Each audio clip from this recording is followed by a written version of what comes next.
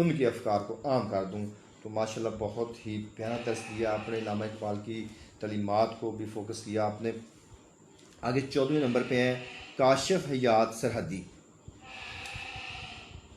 تو لکھتے ہیں مقطع سے، یہ میں نے شعر لیا، ان کا مقطع ہے: کاشف دیار مصطفیٰ کے روبرو ایک التجا، کاشف دیار مصطفیٰ کے روبرو ایک التجا، آقا مدینے میں مجھے ایک جھونپڑی انعام کر۔ فرما رہے ہیں کہ ان کی خواہش ہے، حسرت ہے، ایک التجا ہے، اور نبی پاک سے التجا فرما رہے ہیں کر رہے ہیں کہ اے آقا ہمیں مدینے میں اپنے قریب ایک جھونپڑی عطا کر دیں۔ یعنی کہ بہت اچھا ان کی حسرت ہے، بڑی اچھی خواہش ہے، تمنا ہے ان کی کہ میں مدینے چلا جاؤں اور وہاں پہ ہی اپنی کسی جھونپڑی میں رہ کر زندگی گزار دوں۔ تو اچھا شعر ہے۔ آگے تنزیلہ مہروی شاعرہ ہیں، اور یہ فرماتی ہیں کہ میراث اپنی چھوڑ کر جو ہو گئے ہیں سب تباہ، میراث اپنی چھوڑ کر جو ہو گئے ہیں سب تباہ، بھٹکے ہوں کو راہ دکھا گرتے ہوں کو تھام کر۔ تو اصل میں شاعرہ ہمیں ایک درس دے رہی ہیں کہ ہم نے اپنی میراث چھوڑ دی ہے۔ ہماری میراث کیا تھی؟ ہماری میراث اسلامی تصورات ہیں، اسلامی تعلیمات ہیں، نبی پاک کے بتائے ہوئے درس ہیں، اور وہ ہم نے چھوڑ دیے ہیں اور ہم بھٹک گئے ہیں، اور ہم نے یعنی کہ جو گرے ہوئے لوگ ہیں ان کو اٹھانا بھی چھوڑ دیا ہے۔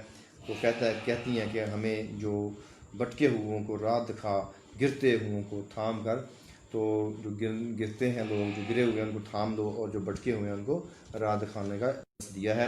اسی شعر کو اگر اقبال نے بھی لکھا تھا کہ نشہ پلا کے گرانا تو سب کو آتا ہے، مزہ تو جب ہے کہ گرتوں کو تھام لے ساکی۔ تو مزہ تب ہے کہ جو گرتے ہوئے لوگ ہیں ان کو تھاما جائے۔ آگے ہیں جی 16ویں نمبر پہ جناب علی مونا ننکانہ صاحب سے ان کا تعلق ہے،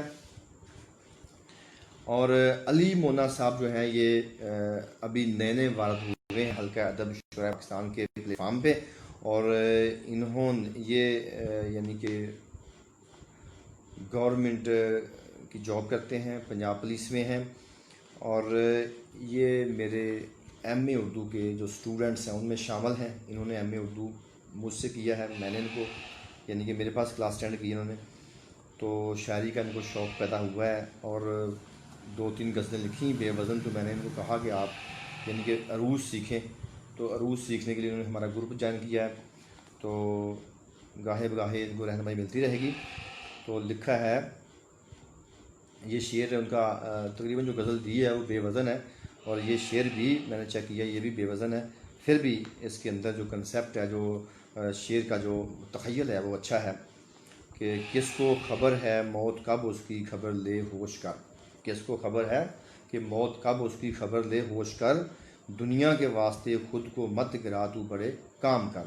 تو یعنی کہ انہوں نے جو دنیا کی سب سے بڑی حقیقت ہے موت، اس کو فوکس کیا ہے کہ موت جو ہے اس کی خبر کسی کے پاس نہیں ہے۔